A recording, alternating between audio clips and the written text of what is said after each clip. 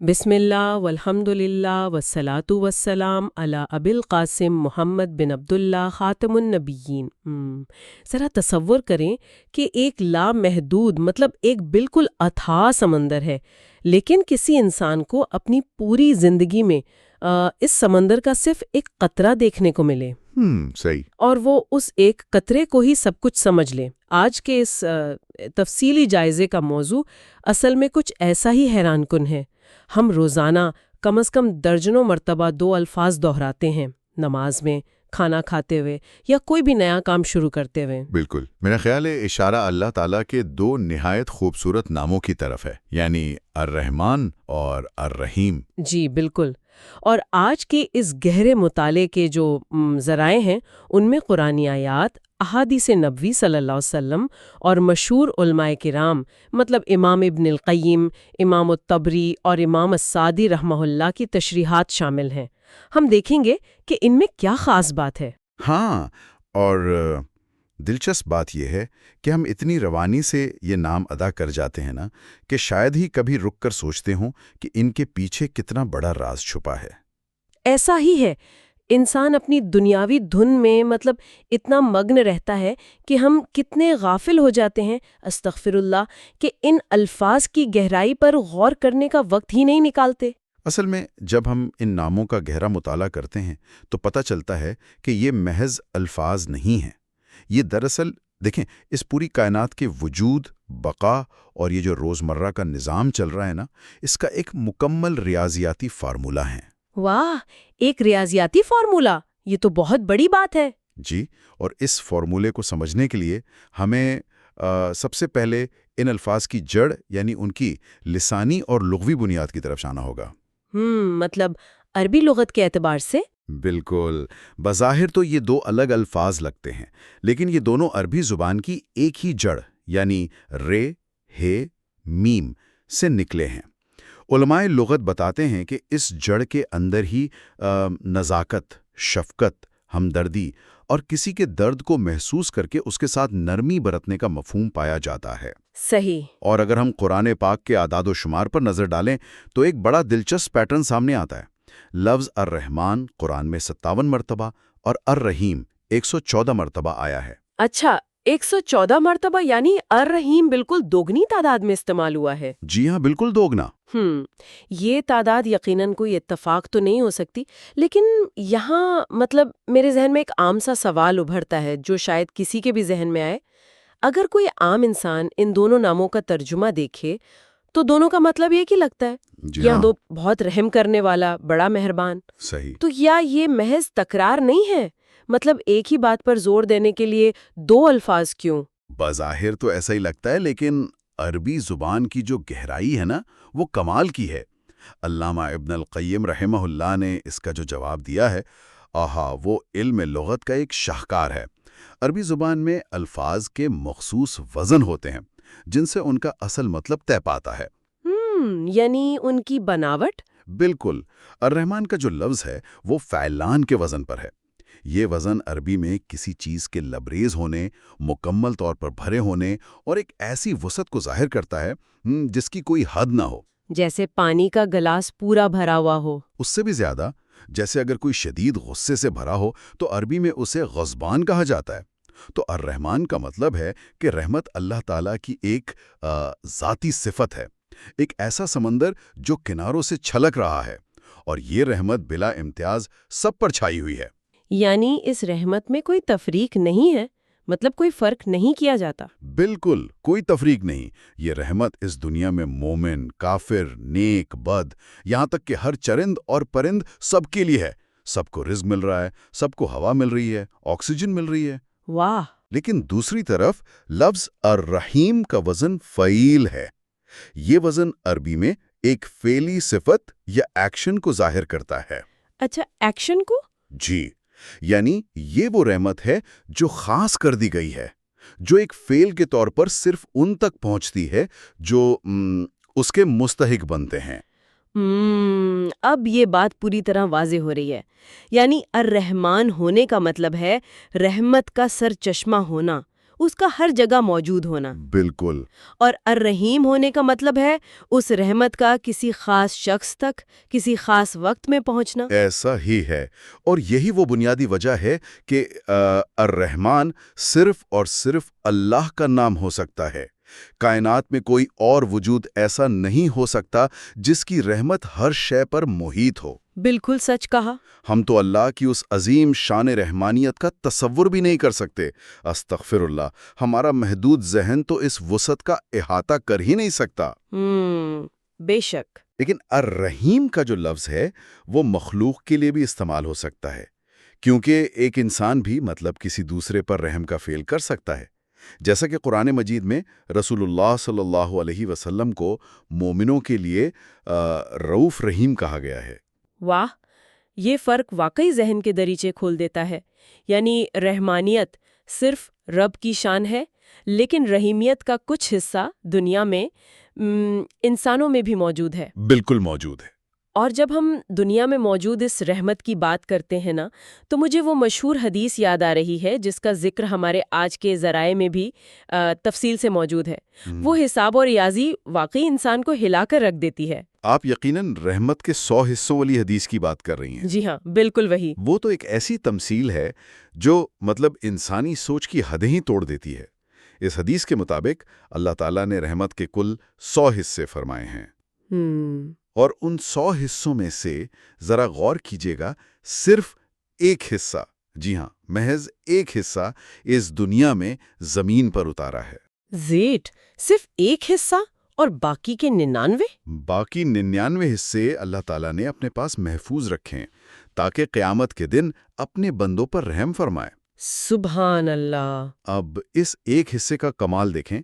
آج تک انسانی تاریخ میں جتنی بھی مائیں گزری ہیں، انہوں نے اپنے بچوں سے جو بے پناہ محبت کی ہے، یا ایک انسان نے دوسرے انسان کے ساتھ جو ہمدردی کی ہے، حتیٰ کہ جانوروں میں جو شفقت پائی جاتی ہے۔ جی۔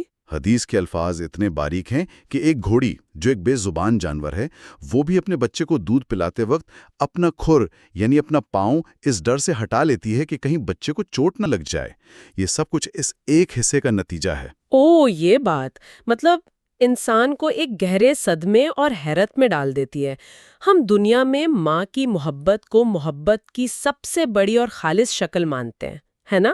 بالکل مانتے ہیں۔ ایک ماں اپنے بچے کے لیے جان تک دینے کو تیار ہو جاتی ہے، اور ہم یہ کہہ رہے ہیں کہ دنیا کی تمام ماؤں، تمام پرندوں، تمام جانوروں کی شفقت اور کیئر کو اگر جمع کر لیا جائے تو وہ اس 100% کا محض 1% ہے۔ جی، صرف 1%۔ یہ تو بالکل ایسا ہے جیسے دنیا بھر کے سمندروں کے سامنے پانی کی ایک چھوٹی سی بوند۔ بالکل درست تشبیہ ہے۔ یہی وہ رحمت عامہ ہے، یعنی الرحمن کی رحمت، جس سے اس پوری دنیا کا نظام چل رہا ہے۔ اور اس کا ایک اور پہلو دیکھیں، دنیا کی تاریخ میں فرعون جیسے سرکش انسان بھی تو گزرے نا، جنہوں نے خدائی تک کا دعویٰ کیا۔ جی بالکل گزرے ہیں۔ لیکن اللہ کی رحمت عامہ دیکھیں کہ اسے بھی کئی دہائیوں تک رزق ملتا رہا، اس کی سانسیں چلتی رہیں، اسے سوچنے کی مہلت ملتی رہی۔ یہ کتنی بڑی حقیقت ہے، لیکن سچ کہوں تو کبھی کبھی اس بات پر بہت افسوس ہوتا ہے۔ کس بات پر؟ یہی کہ ہم انسان اس 1% رحمت سے ملنے والی دنیاوی نعمتوں اور رزق میں اتنے مگن ہو جاتے ہیں کہ اس رب کو ہی بھلا بیٹھتے ہیں جس نے ہمیں یہ سب دیا ہے۔ ہم کتنے ناشکرے ہو جاتے ہیں، دنیا کے پیچھے اندھے ہو کر بھاگتے ہیں، استغفر اللہ، اور یہ بھول جاتے ہیں کہ اصل خزانہ یعنی وہ 99 حصے تو آگے کے لیے رکھے ہیں۔ سچ کہا آپ نے۔ اور وہ 99 حصے دراصل الرحیم کی رحمت خاصہ کا حصہ ہے۔ دنیا میں بھی دیکھیں، ہدایت ملنا، سیدھے راستے پر چلنے کی توفیق ملنا اور دعاؤں کا قبول ہونا، یہ سب رحمت خاصہ ہے، جو سب کو نہیں بلکہ انہیں ملتی ہے جو اس کے متلاشی ہوتے ہیں اور اس کے لیے کوشش کرتے ہیں۔ یہاں ایک اور بات پر غور کرنا بہت دلچسپ ہے کہ اللہ کی یہ رحمت اکیلے یا کسی خلا میں کام نہیں کرتی۔ اگر ہم قرآن کا مطالعہ کریں تو الرحیم کا لفظ اکثر دوسرے صفاتی ناموں کے ساتھ جوڑے کی شکل میں آتا ہے۔ جی ہاں، بالکل آتا ہے، جیسے الغفور، التواب، الرؤوف اور العزیز کے ساتھ۔ بالکل، اور مجھے خاص طور پر العزیز الرحیم کے جوڑے پر رک کر کچھ سمجھنا ہے۔ بظاہر یہ تھوڑا متضاد لگتا ہے۔ کیسے؟ دیکھیں، العزیز کا مطلب ہے زبردست، غالب، ایسا طاقتور جس کے سامنے کوئی کھڑا نہ ہو سکے، اور الرحیم ہے رحم کرنے والا۔ انسانی نفسیات اور تاریخ کو دیکھیں تو یہ دونوں چیزیں ایک ساتھ نہیں چلتی۔ دنیا میں جو جتنا طاقتور ہوتا ہے وہ اتنا ہی کم رحم کرتا ہے۔ یہ تو ہے۔ بادشاہوں کی تاریخ اٹھا کر دیکھ لیں، جو رحم کرتا ہے اسے کمزور سمجھ لیا جاتا ہے۔ تو مکمل طاقت اور رحم ایک ساتھ، یہ توازن کیسے کام کرتا ہے؟ آپ نے بالکل درست نشاندہی کی، اور یہی تو اللہ کی صفت عزیز کا اصل حسن ہے۔ دنیا میں جب کوئی انسان معاف کرتا ہے تو عموماً اس کے پیچھے کوئی مجبوری ہوتی ہے، یا کمزوری، یا پھر بدلہ نہ لے سکنے کی بے بسی ہوتی ہے۔ بالکل ایسا ہی ہے۔ لیکن جب اللہ خود کو العزیز اور الرحیم ایک ساتھ کہتا ہے تو اس کا مطلب ہے کہ وہ مکمل طاقت کے باوجود معاف کرتا ہے۔ وہ سزا دینے پر پوری طرح قادر ہے، اسے کوئی روکنے والا نہیں، اس پر کسی کا دباؤ نہیں۔ لیکن اس غالب اور زبردست طاقت کے باوجود وہ اپنی مرضی سے، اپنی شفقت سے بندے کو مہلت دیتا ہے۔ یہ معافی بے بسی کی نہیں بلکہ کامل قدرت کی معافی ہے۔ واہ، یہ وضاحت واقعی دل کو چھو لینے والی ہے۔ مکمل طاقت کے ساتھ مکمل رحم۔ اور اسی طرح مجھے یاد آ رہا ہے کہ امام ابن القیم رحمہ اللہ نے الودود اور الرحیم کے جوڑے پر بھی ایک زبردست بات کہی تھی۔ جی، الودود کا مطلب ہے بے پناہ محبت کرنے والا۔ اب انسانوں کی نفسیات کیا ہے؟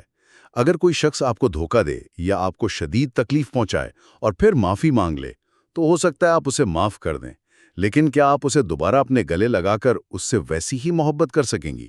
ظاہر ہے نہیں۔ ایک خلش تو دل میں رہ جاتی ہے نا۔ معاف کرنے کا مطلب یہ تو نہیں ہوتا کہ انسان دوبارہ محبت بھی کرنے لگے۔ یہی وہ مقام ہے جہاں رب کائنات کی صفت انسان کی سوچ کو بہت پیچھے چھوڑ دیتی ہے۔ اللہ الغفور الرحیم ہے اور ساتھ ہی الودود ہے۔ جب ایک گناہگار بندہ رو کر گڑ گڑا کر سچی توبہ کرتا ہے تو اللہ صرف اس کی سزا معاف نہیں کرتا، صرف اس کا گناہ نہیں مٹاتا، بلکہ اس بندے سے سچی محبت بھی کرنے لگتا ہے، وہ اسے اپنا لیتا ہے۔ انسان کو چاہیے کہ تنہائی میں اپنے گناہوں پر ندامت کے ساتھ استغفر اللہ کہے، کیونکہ یہی ندامت اسے اس ودود اور رحیم ذات کے قریب لے جاتی ہے۔ وہ معافی مانگنے والوں سے پیار کرتا ہے۔ جب انسان اس سطح کی رحمت کو سمجھ لیتا ہے نا، تو اس کا ہماری عملی زندگی اور نفسیات پر بہت گہرا اثر پڑنا چاہیے۔ سب سے پہلی چیز جو پیدا ہوتی ہے وہ امید ہے۔ بالکل۔ چاہے انسان کتنا ہی دور کیوں نہ چلا گیا ہو، یہ عقیدہ اسے نا امیدی کی کھائی میں گرنے نہیں دیتا۔ وہ مشہور حدیث بھی تو اسی امید کا عملی نمونہ ہے، جس میں اس شخص کا ذکر ہے جس نے 99 قتل کیے تھے۔ جی، وہ بہت مشہور واقعہ ہے۔ وہ توبہ کی تلاش میں نکلا تو ایک عبادت گزار نے اسے کہہ دیا کہ تیری توبہ قبول نہیں ہو سکتی۔ اس نے مایوسی اور غصے میں اسے بھی قتل کر کے 100 کی گنتی پوری کر دی۔ لیکن پھر ایک عالم نے اسے امید دلائی کہ اللہ کی رحمت اور تیرے درمیان کوئی حائل نہیں ہو سکتا، اور پھر جب وہ سچے دل سے اس راستے پر نکلا تو راستے میں ہی موت آ گئی اور اللہ کی رحمت نے اسے بخش دیا۔ کیا بات ہے! لیکن یہاں ایک بہت اہم نقطہ بھی سامنے آتا ہے۔ امید اپنی جگہ، لیکن ہم انسان بہت جلد دھوکے کا شکار بھی ہو جاتے ہیں۔ ہم اکثر یہ سوچ کر گناہوں پر ڈھیٹ ہو جاتے ہیں کہ اللہ تو بڑا غفور الرحیم ہے، معاف کر دے گا۔ جی، یہ بہت عام رویہ ہے۔ جبکہ قرآنی آیات میں واضح توازن موجود ہے۔ جہاں اللہ غفور اور رحیم ہے، وہیں وہ شدید العقاب یعنی سخت سزا دینے والا بھی ہے۔ یہ بہت ضروری یاد دہانی ہے۔ رحمت کا مطلب جرائم کا لائسنس مل جانا نہیں ہے۔ کچھ ایسے سنگین اعمال اور رویے ہیں جو انسان کو اللہ کی رحمت سے سیدھا کاٹ دیتے ہیں۔ تکبر کرنا، دوسروں کا حق مارنا، ظلم کرنا۔ رحمت پانے کے لیے اسباب اختیار کرنا پڑتے ہیں، جیسے نماز قائم کرنا، زکوٰۃ دینا اور حقوق العباد کا خیال رکھنا۔ خاص طور پر رشتوں کو توڑنا یعنی قطع رحمی کرنا۔ آج کل ہم کتنی آسانی سے معمولی باتوں پر بہن بھائیوں، رشتہ داروں سے بول چال بند کر دیتے ہیں، انا کا مسئلہ بنا لیتے ہیں۔ استغفر اللہ، ہمیں اندازہ ہی نہیں ہوتا کہ ہم کتنے بڑے خطرے سے کھیل رہے ہیں۔ بالکل، حدیث قدسی کے الفاظ کتنے سخت ہیں۔ جب اللہ نے مخلوق کو پیدا کیا تو رحم یعنی رشتے ناتے نے اللہ کے عرش کو پکڑ لیا اور فریاد کی کہ یہ اس کا مقام ہے جو رشتہ ٹوٹنے سے تیری پناہ مانگتا ہے، اور جو تجھے کاٹے گا میں اس سے کٹ جاؤں گا۔ یعنی دنیا میں رشتہ توڑا، آسمان پر اللہ کی رحمت سے رشتہ کٹ گیا۔ اور نبی صلی اللہ علیہ وسلم کا بڑا واضح فرمان ہے کہ من لا یرحم لا یرحم، جو دوسروں پر رحم نہیں کرتا اس پر رحم نہیں کیا جاتا۔ شرط رکھ دی گئی ہے کہ اگر آسمان والے کی رحمت چاہیے تو زمین والوں پر رحم کرنا ہوگا۔ یہ بات ایک بہت بڑے چیلنج کی طرف اشارہ کرتی ہے۔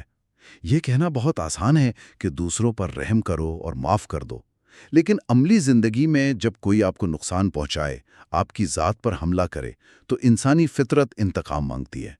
اس وقت غصے کو پی جانا اور رحم کرنا انتہائی مشکل کام ہے۔ بالکل ایسا ہی ہے۔ تو سوال یہ پیدا ہوتا ہے کہ کیا کسی نے کبھی اس توازن کو مکمل طور پر عملی شکل میں دنیا کو دکھایا ہے؟ اگر ہم کامل ترین مثال ڈھونڈیں نا، تو وہ صرف اور صرف رسول اللہ صلی اللہ علیہ وسلم کی سیرت طیبہ میں ملتی ہے۔ ان کی زندگی کا ہر لمحہ رحمت للعالمین ہونے کی عملی تفسیر ہے، اور اس میں صرف اپنوں کے لیے نہیں بلکہ دشمنوں، گناہگاروں اور یہاں تک کہ جانوروں کے لیے بھی بے پناہ شفقت موجود ہے۔ مجھے اس سلسلے میں اس نوجوان کا واقعہ یاد آ رہا ہے جس نے رسول اللہ صلی اللہ علیہ وسلم کی محفل میں آ کر کھلے عام زنا کی اجازت مانگی تھی۔ میں جب آج کے معاشرے کے تناظر میں اس واقعے کو سوچتی ہوں تو حیران رہ جاتی ہوں۔ بالکل۔ اگر آج کی کسی بھی مذہبی محفل میں کوئی نوجوان اٹھ کر ایسا سوال کر دے تو سوچئے لوگ اس کے ساتھ کیا کریں گے؟ اسے ماریں گے، محفل سے نکال دیں گے، اس پر فتوے لگ جائیں گے۔ بالکل، اور اس وقت بھی صحابہ کرام اس کی اس جسارت پر غصے میں آ گئے تھے، لیکن اس موقع پر رحمت کے پیغمبر صلی اللہ علیہ وسلم کا رویہ دیکھیں جو کسی بھی ماہر نفسیات کو حیران کر دے۔ جی، انہوں نے کیا کیا؟ آپ صلی اللہ علیہ وسلم نے اسے دھتکارا نہیں، جھڑکا نہیں، اسے اپنے قریب بٹھایا اور پھر عقلی اور جذباتی انداز سے اسے سوچنے پر مجبور کیا۔ پوچھا کہ کیا تم یہ فعل اپنی ماں، بیٹی، بہن یا پھوپھی کے لیے پسند کرو گے؟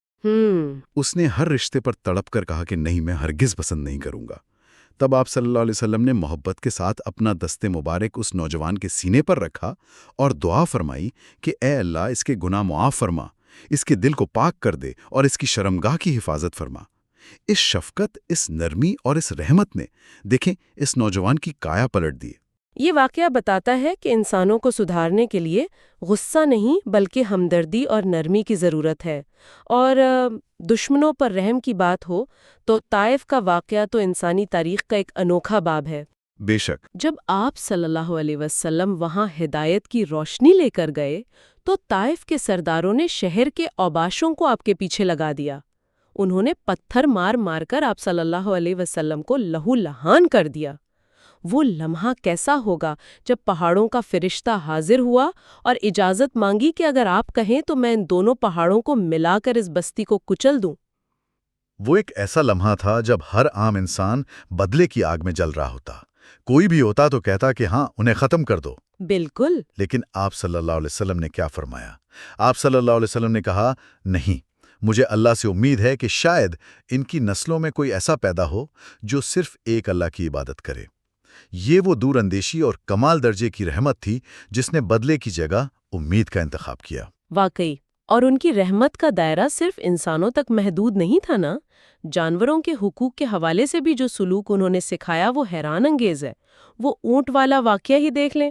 جی۔ جب آپ صلی اللہ علیہ وسلم ایک باغ میں داخل ہوئے تو ایک اونٹ آپ کو دیکھ کر بلبلانے لگا اور اس کی آنکھوں سے آنسو بہنے لگے۔ ہاں، وہ بے زبان جانور جیسے اپنا دکھڑا سنا ہاتھ تھا۔ آپ صلی اللہ علیہ وسلم اس کے پاس گئے، بڑی شفقت سے اس کے سر اور ماتھے پر ہاتھ پھیرا تو وہ پرسکون ہو گیا۔ پھر آپ نے اس کے مالک کو بلا کر سخت تنبیہ کی کہ کیا تم اس جانور کے معاملے میں اللہ سے نہیں ڈرتے؟ اس نے مجھ سے شکایت کی ہے کہ تم اسے بھوکا رکھتے ہو اور اس کی طاقت سے زیادہ اس سے کام لیتے ہو۔ جب میں ان واقعات کو پڑھتی ہوں اور پھر اپنے آج کے رویوں پر غور کرتی ہوں تو اندر سے ایک عجیب سی شرمندگی محسوس ہوتی ہے۔ ہم ذرا سی بات پر الجھ پڑتے ہیں، ہم میں برداشت نام کی کوئی چیز نہیں رہی۔ استغفر اللہ، ہم اتنے بے حس ہو چکے ہیں کہ کسی کی تکلیف کا احساس ہی نہیں ہوتا، فوراً انتقام پر اتر آتے ہیں اور معاف کرنا تو جیسے ہم بھول ہی چکے ہیں۔ یہ ایک تلخ حقیقت ہے۔ ہمارے دلوں میں وہ وسعت اور دوسروں کے لیے وہ درگزر کا جذبہ باقی نہیں رہا۔ ہم سب اللہ سے تو رات دن یہ امید رکھتے ہیں کہ وہ ہمارے بڑے سے بڑے گناہ معاف کر دے، لیکن ہم خود اپنے انسان بھائیوں کی چھوٹی سی غلطی، کوئی معمولی سی بات معاف کرنے پر تیار نہیں ہوتے۔ استغفر اللہ۔ اگر ہم واقعی چاہتے ہیں کہ اس رحمان و رحیم کی رحمت کے سائے میں آئیں تو ہمیں اس کا کچھ عکس اپنے رویوں میں، اپنی روزمرہ کی زندگی میں لانا ہوگا۔ بالکل صحیح کہا آپ نے۔ خیر، اگر ہم آج کے اس پورے تفصیلی جائزے کو سمیٹیں تو یہ بات نکھر کر سامنے آتی ہے کہ الرحمن اور الرحیم محض کچھ حروف اور الفاظ نہیں ہے جو ہم رسماً روزانہ دہرا دیتے ہیں۔ صحیح۔ یہ دراصل اس کائنات کے وجود کا سبب ہے۔ اگر یہ رحمت نہ ہو تو یہ سورج کی روشنی، یہ ہوائیں، یہ رزق سب ایک لمحے میں رک جائیں۔ یہ رحمت ہماری روزمرہ بقا کا سہارا ہے اور ہمارے معاشرے میں محبت، ہمدردی اور برداشت کی بنیاد ہے۔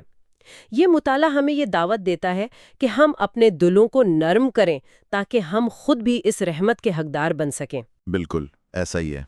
آج کی گفتگو ختم کرنے سے پہلے سننے والوں کے لیے ایک گہری سوچ اور غور و فکر کا نقطہ چھوڑے جا رہے ہیں۔